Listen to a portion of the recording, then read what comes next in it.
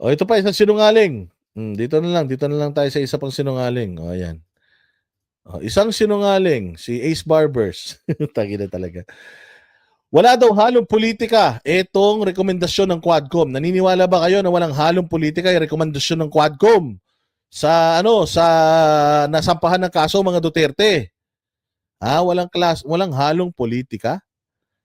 Tayo na dati aso ka ng mga Duterte. Kahit ayaw naman sa'yo, pinipilit mo sarili mo. Tapos ngayon, binabanatan mo na sila. Tapos walang halong politika. Kapal ng mukha nyo.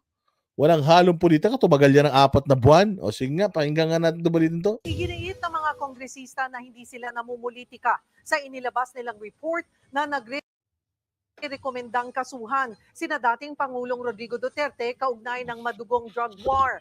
Para naman sa International Criminal Court o ICC, wala itong epekto sa sarili nilang investigasyon. Nasa frontline ng balitang yan, si May Anlos. Naniniwala ba kayo na wala daw halong politika yan?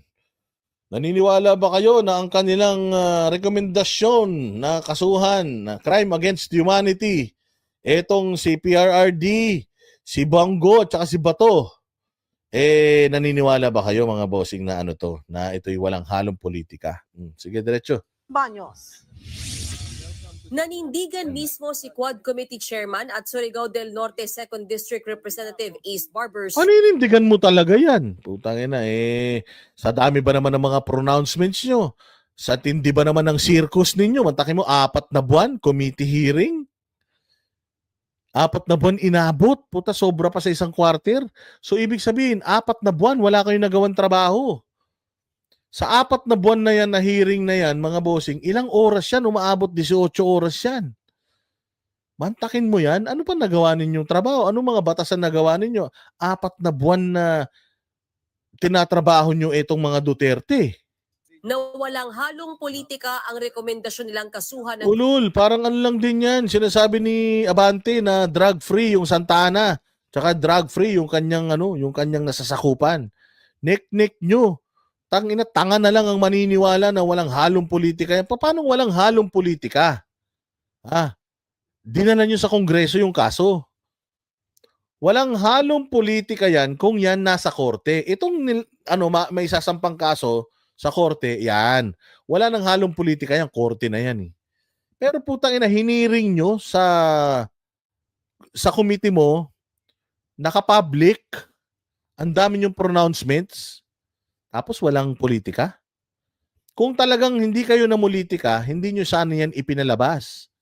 Executive session dapat. Para talagang walang politika.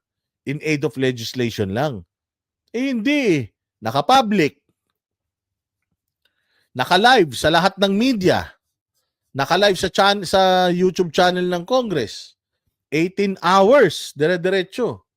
Naka-live. Saan ka naman? Tapos hindi politika? Tangina, kung hindi pinulitika yan, hindi sana yan humaba ng ganyang katagal at saka sana hindi nyo pinalabas sa public. Dapat kayo-kayo lang nag-hearing. Tapos nalaman na lang namin yung resolusyon. Tangina, ginagawa nyo na masyadong tanga mga Pilipino, Barbers. Tanga na nga, ginawa nyo na nga tanga nung eleksyon, tapos gagawin nyo pa rin tanga ngayon. May halong politika, yan, Boss D. Pero kahit anong gawin nila, di nila masisira si Tatay Digong kasi he served our country with all his heart, with all his, kumbaga lahat, defying odds. Ginawa ni PRD yung dapat niyang gawin. At nung nandiyan dyan si PRRD, wala namang ngayong nagawa. Hindi politika. Style nyo, bulok. Dito lang nagpapatunay lang, Barbers, na sinungaling kayo at sinungaling ka rin. Crime against humanity, si dating Pangulong Rodrigo Duterte at ilan niyang kaalyadong nadadawit sa war on drugs. Una nang binatikos sina Senator Bato de la Rosa at Bongo ang report ng Quadcom na tina-target lang daw sila. Kaalyado raw kasi sila ni Vice President Sara Duterte. Pero depensa ni Barbers, we only follow where the evidence leads us, no? Testimonial and documentary evidence is the basis of our committee report. bago pa nabuo ang Quadcom, nauna nang mag-imbestiga sa drug war ni Duterte ang International Criminal Court. Pero tingin ni Barbers, baka hindi rin magamit ng ICC ang report ng kanilang komite. I have really no idea if this will help, no, sa kanila.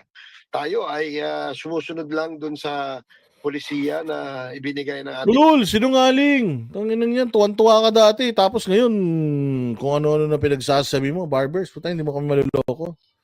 Oh, Barbers, wala ka na, sirang-sira ka na. Oh, para ka na si Dick Gordon. Oh, Barbers, para ka na lang si Trillanes sa amin. Para ka na lang si Leila de Lima sa amin. Para ka na lang si Kiko Pangilinan sa amin. Putang ina, wag ka nang mangarap. Wag ka nang mangarap ng mas mataas pa sa maaabot mo ngayon sa politika. Dahil wala na. Putang ina, sana kumita kayo ng malaki. Sana lang. Sana lang talaga. Limpak na salap yung kinita nyo dahil yan ay huli. Oo, hindi na kayo makakapwesto ulit sa gobyerno. Wala na kayong pag-asang manalo. Makakarma din kayo. Pangulo na tayo po ay Barbero ka talaga. Barbero ka talaga. Kwentong barbero ka talaga ang kapal ng mukha mo. hindi membro ng ICC. Paglilinaw naman ni ICC Assistant to Counsel Attorney Cristina Conti, walang bearing o epekto sa investigasyon ng ICC ang anumang rekomendasyong lumabas sa Quadcom dahil hindi ito aktwal na korte. Hindi prosecutor ang Quadcom.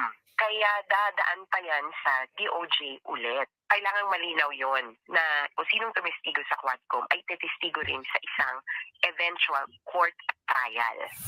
Ayon pa kay Conti, mas dapat daw abangan ang gagawin ng Department of Justice sa rekomendasyon ng Quadcom. Kung gumulong na kasi ang investigasyon ng DOJ, posibleng itigil ng ICC ang sarili nitong investigasyon dahil magiging senyales ito na gumagana ang judicial system. Eksakto, yun yung sinasabi ko sa inyo noon pa.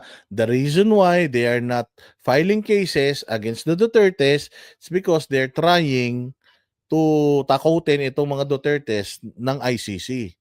Eh nakikita nila, hindi natatakot yung mga Duterte sa ICC. So kaya finally, nag-file na sila ng kaso ngayon sa DOJ request, and DOJ naghahanap na ng mga ebidensya whether pwedeng ang kasuhan itong CPRD ng crime against humanity.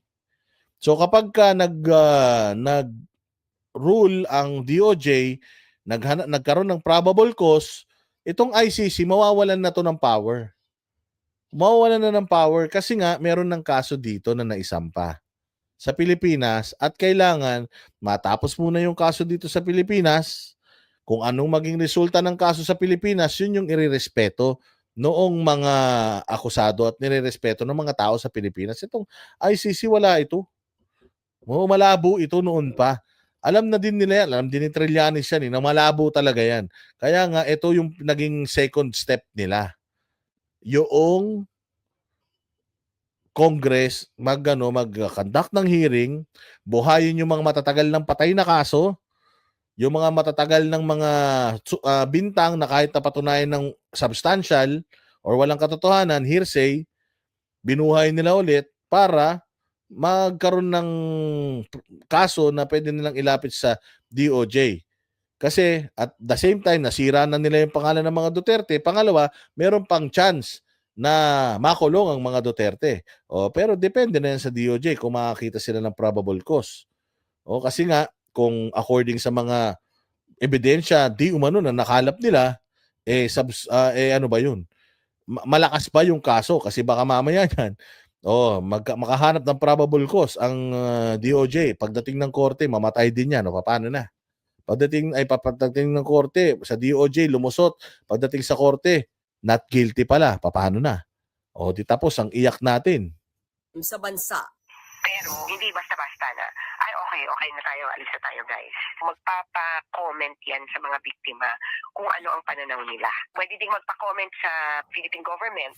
Nagbabalita Ayun mga bossing. So, ayan na nga. So, sabi nga ni Barbers, wala daw halong politika itong kanilang kahayupang pa-rekomendasyon. Pero ewan ko, maniniwala na lang siguro sa kanila yung mga engot, 'di ba? Yung mga engot na mga mga nasa gobyerno, yun na lang ang maniniwala sa kanila, yung mga engot na mga tagasunod nila at yung mga engot na galit sa mga Duterte.